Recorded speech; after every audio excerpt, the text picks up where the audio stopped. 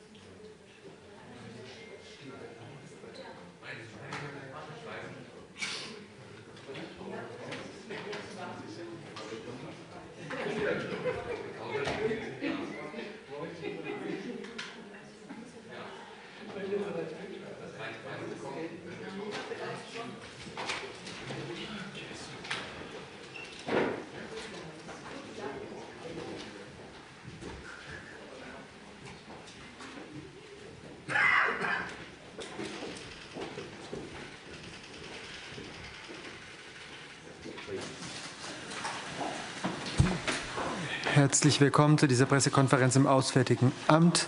Zunächst wird der deutsche Außenminister etwas sagen, dann seine britische Amtskollegin. Danach werden wir die Gelegenheit zu Fragen haben. Ich rufe auf und es geht los. Liebe Frau Kollegin, liebe Yvette, nachdem wir uns in den erst 2 Monaten seit deiner Amtsübernahme als Außenministerin schon in New York, in Belfast, in Paris, in Bahrain und erst in der vergangenen Woche im Rahmen des G7-Außenministertreffens in Toronto getroffen haben, freue ich mich sehr, dich jetzt auch hier in Berlin willkommen heißen zu können. Gut, dass wir heute uns die Zeit genommen haben für den strategischen Dialog zwischen unseren beiden Ländern.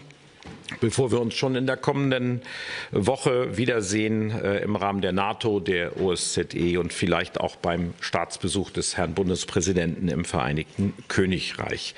Die lange Aufzählung verschiedenster Orte und verschiedenster Formate ist ein Beleg dafür, wie viele gemeinsame Interessen, welch enge Partnerschaft und was für eine globale Aufstellung unsere beiden Länder miteinander verbindet. Ich möchte sagen, ich empfinde diese Partnerschaft als große Bereicherung und auch als Ansporn, nach schwierigen Post-Brexit-Jahren unser gemeinsames Potenzial wieder entschiedener und zum gemeinsamen Vorteil zu nutzen. Mit der Unterzeichnung des historischen Kensington-Vertrages im Juli haben wir in diesem Jahr dafür ein neues, zeitgemäßes Fundament geschaffen.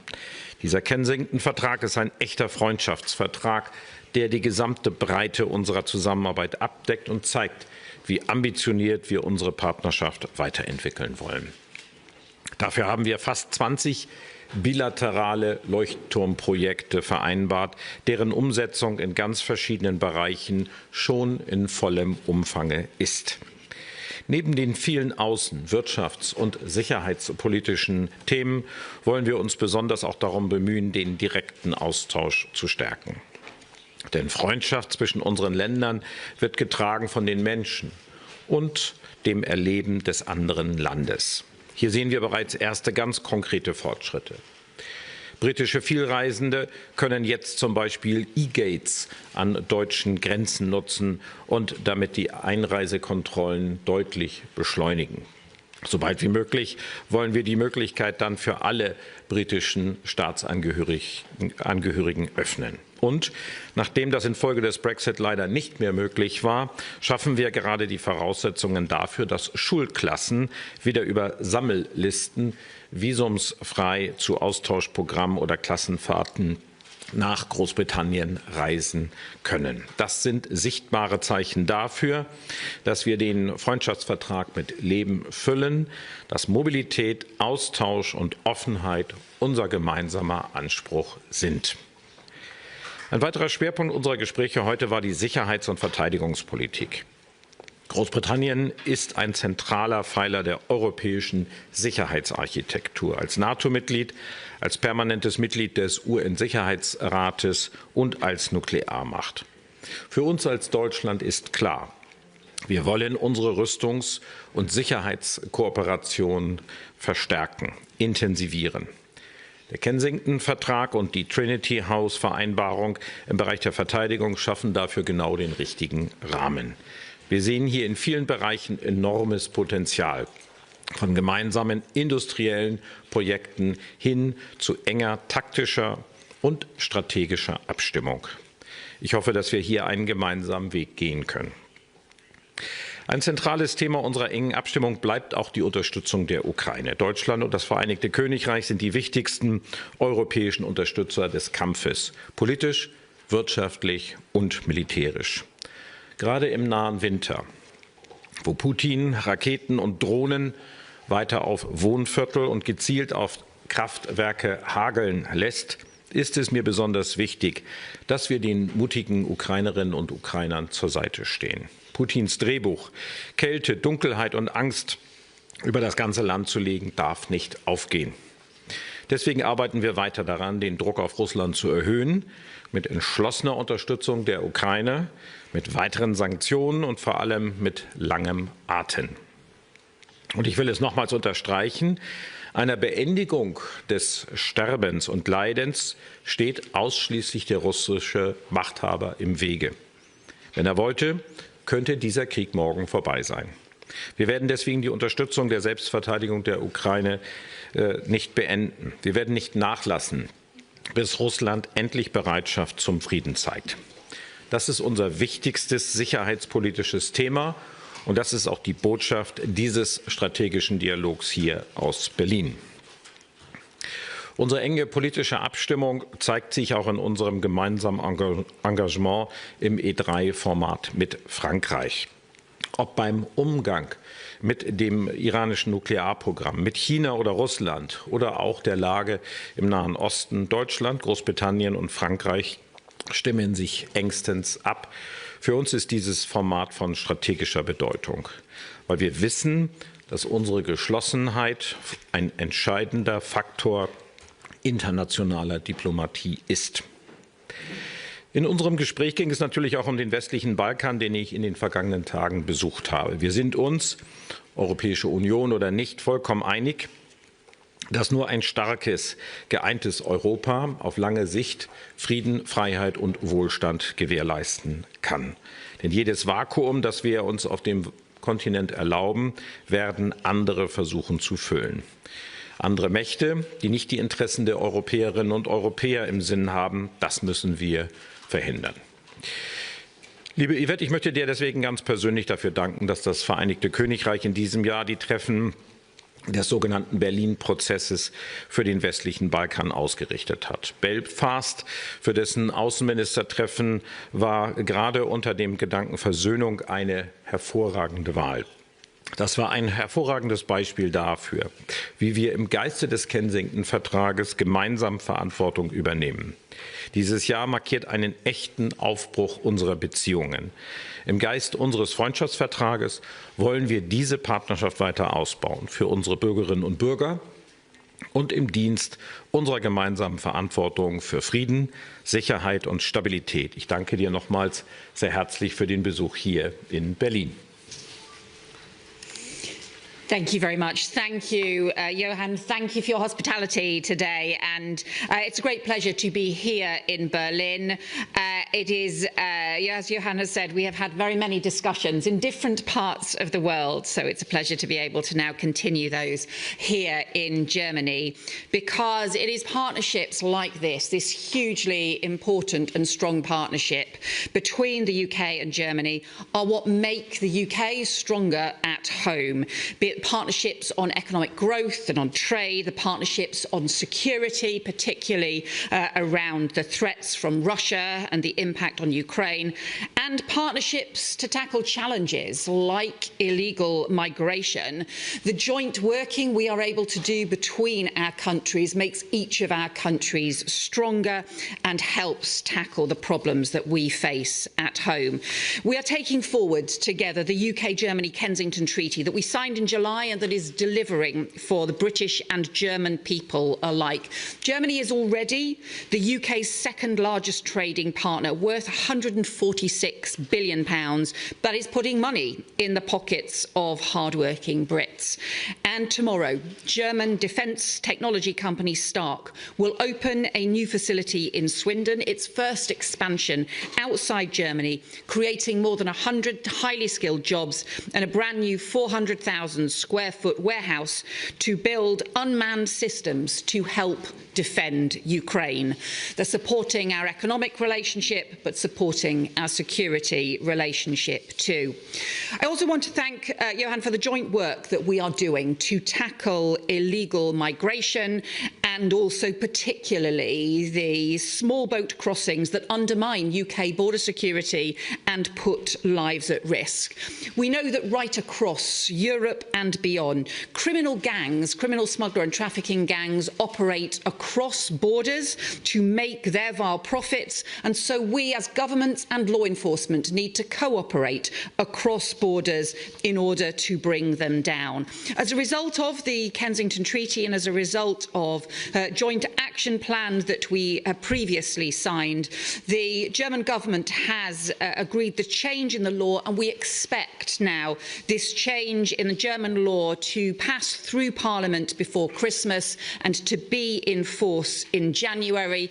And that means our police will jointly be able to pursue the criminal gangs who have been storing small boats in warehouses across Germany, who have been exploiting our borders right across Europe and into the UK in order to make a vile profit from trading in human lives.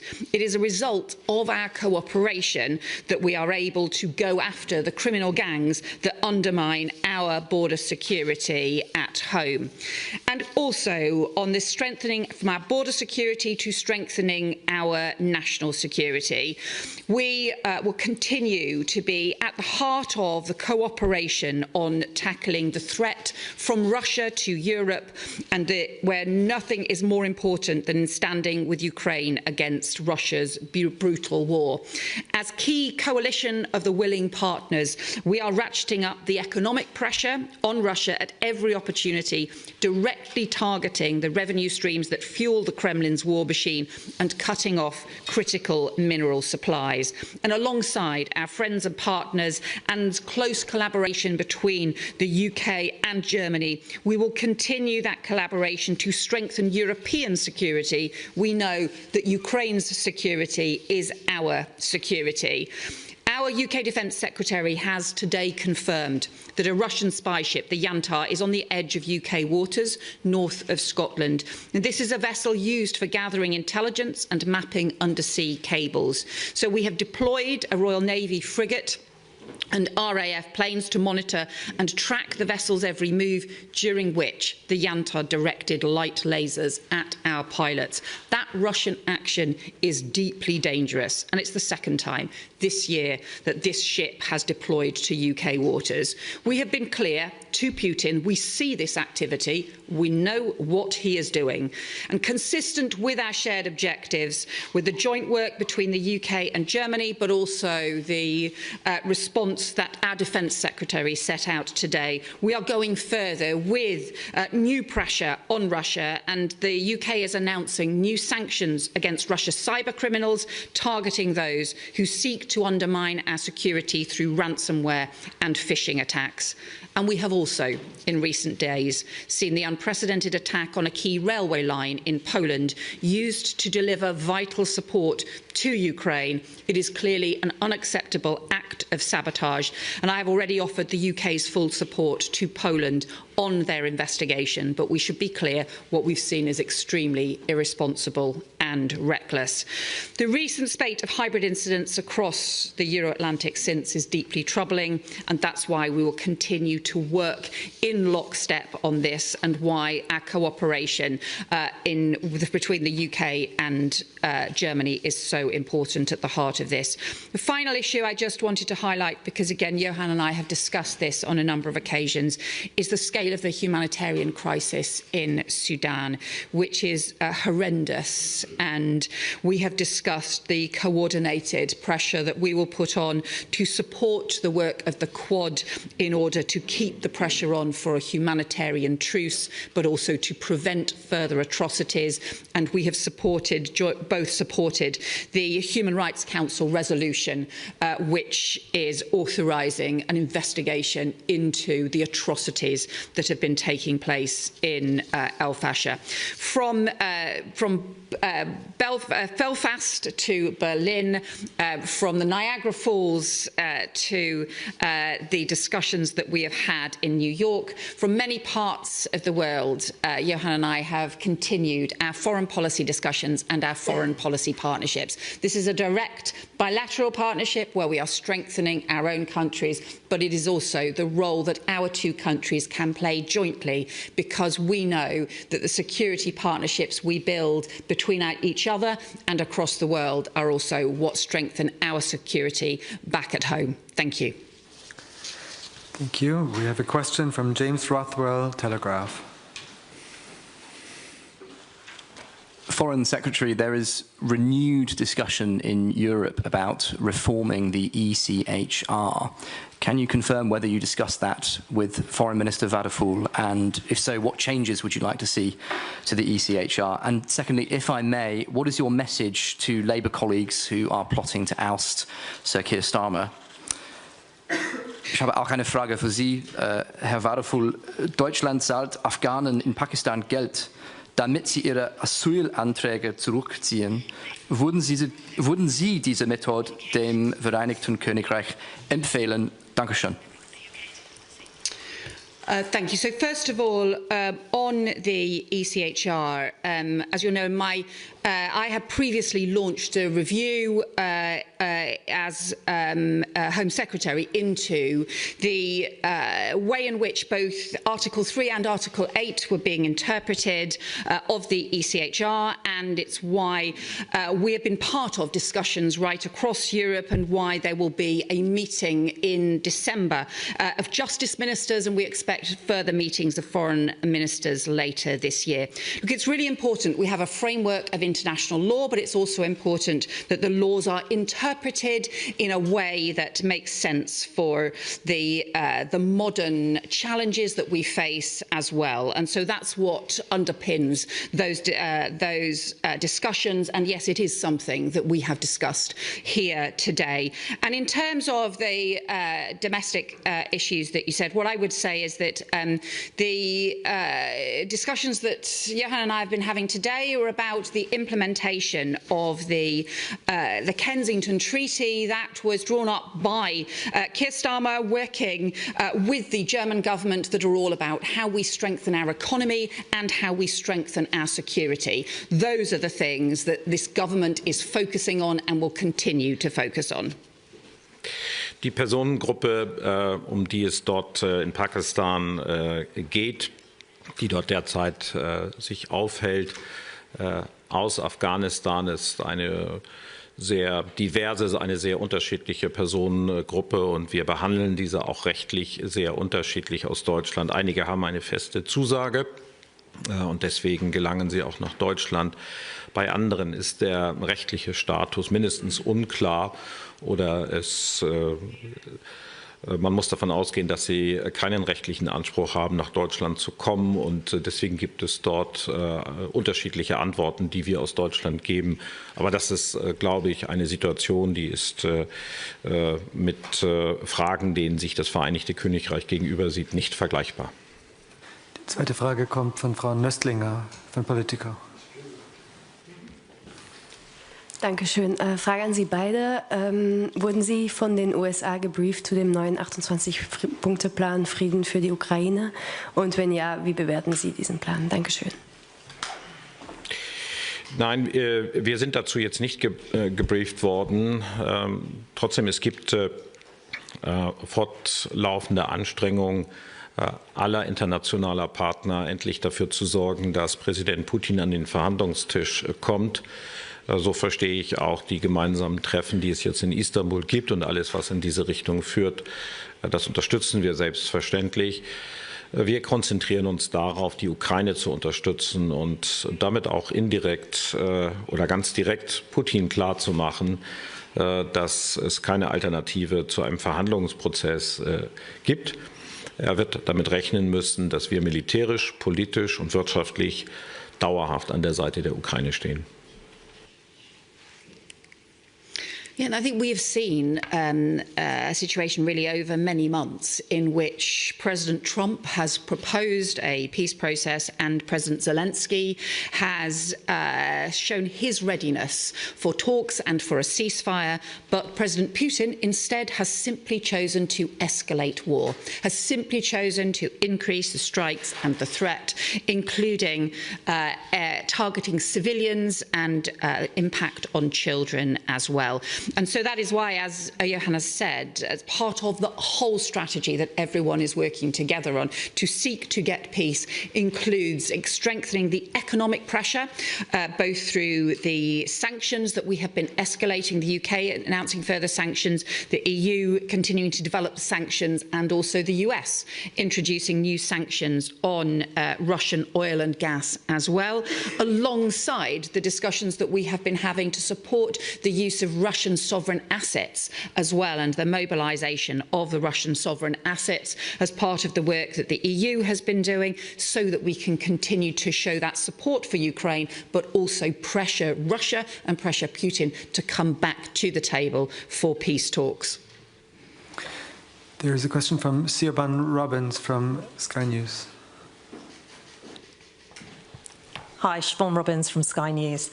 First of all, Foreign Secretary, what's your message to Russia about the spy ship that's on the edge of UK waters, and also whether it's alleged attacks on train lines, drones in foreign airspace, cyber attacks? Increasingly, Russia is being accused of bolder and bolder action. Sanctions don't appear to be working. Is it time to get tougher? And apologies, Foreign Minister, for an English question.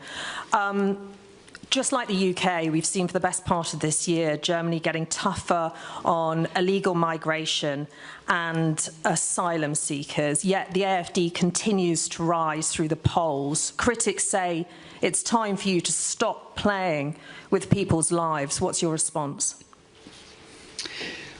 So Russia has failed in its military objectives over the course of this war, and so as a result what we have seen them try to do is to seek continually to escalate. We can see the approach that they're taking. We have no illusions about what they are doing. We see what Putin is doing, and we understand, and we will continue to be vigilant and determined in our response, just as we have been about incursions into NATO airspace, just as we are being now in terms of identifying the Russian spy ship in UK waters, and just as we have continued to be in response to sabotage threats that we have seen across many different European countries as well. It will not deter us from supporting Ukraine, quite the opposite, because we know Ukraine's security is our security. We will continue to stand with Ukraine because Ukraine has shown incredible strength and resilience in the face of Russian aggression, and I think Putin has repeatedly underestimated Ukraine and underestimated the commitment and determination of Ukraine's friends. Now, the new German government has been concentrating on bringing down the numbers of illegal migration towards Germany, and our Minister of Interior, Alexander Dulban, is very successful on that sector. We are collaborating very closely, me as Foreign Minister and we all in the government, on that very issue, because it's necessary to show the people that we are able to control who is coming to Germany and who not. So that is a deeper reason that we are controlling our borders now. We are doing this in accordance with international law. Frau Nüsslinger, Sie hatten noch zwei letzte Fragen. Dankeschön. Herr Wadephul, noch eine Frage an Sie. Deutschland hat heute bei den UN seine Abstimmung verändert, wenn es auf die UNRWA ankommt. Können Sie das vielleicht ein bisschen erklären? And Foreign Secretary, if I may, Sie haben die hybriden Angriffe von Russland angesprochen. Da wollte ich fragen, es scheint sich eine Veränderung zu vollziehen unter European Officials, dass man jetzt vielleicht übergehen möchte zu mehr aktive Counterattacks, Gegenangriffe, vielleicht auch wenn es auf Cyberangriffe ankommt, dass man nicht nur verteidigen möchte, aber auch reagieren möchte. Haben Sie das heute besprochen? Gibt es da irgendwas, was Sie uns sagen können, auch mit Blick auf die E3? Dankeschön. Ja, das UNRWA-Hilfswerk erbringt in vielen Bereichen durchaus wichtige, lebenswichtige Hilfe für insgesamt 6 Millionen Menschen. Und die Regierungen von Jordanien, Syrien und Libanon haben die Bundesregierung immer wieder um Unterstützung gebeten. Der Punkt ist aber, wir haben, und das steht im Koalitionsvertrag, deutlich gemacht, dass wir konsequente und überprüfbare Reformen innerhalb der UNRWA erwarten. Hier gibt es einen Bericht von Frau Colonna, der ist unzureichend umgesetzt. Und deswegen haben wir unser Stimmverhalten gegenüber den Vorjahren deutlich angepasst. Und deshalb haben wir zum ersten Mal bei einer Mandatsverlängerung nicht zugestimmt, sondern uns enthalten, weil wir deutlich machen wollen, dass wir insbesondere für die Arbeit des UNRWA-Hilfswerkes in den Bereichen der Palästinenserwerken, der Palästinensergebiete uns eine deutliche Änderung erwarten. Es hat eine nicht akzeptable Zusammenarbeit dort teilweise auch mit einigen Bereichen gegeben, die sich absolut gegen Israel gewandt haben und Feindseligkeiten geschürt haben. Und deswegen haben wir daraus jetzt die Konsequenz gezogen und hoffen, dass das jetzt verstanden wird und dass die notwendigen Reformen endlich umgesetzt werden. So on the different kinds of hybrid threats, we will continue to work closely with all of our allies. The E3 partnership, the E3 arrangement and the partnership that we have in place is immensely important. And we had obviously the leaders of our countries who met last night and who continue to keep that strong partnership working, and that is particularly around the security issues, particularly around issues around Ukraine, and also responding to Russian threats. So we already have important information sharing and intelligence sharing arrangements in place directly for us, but also as part of NATO and as part of the wider alliances that we have. We are keen to go further on things like the sanctions on cyber threats as well from Russia, and we will continue to work in partnership to make sure that we've got the real depth of the hybrid response that we need to make sure that we are always strengthening our security. That concludes the press conference. Thank you very much for attending. Have a good day.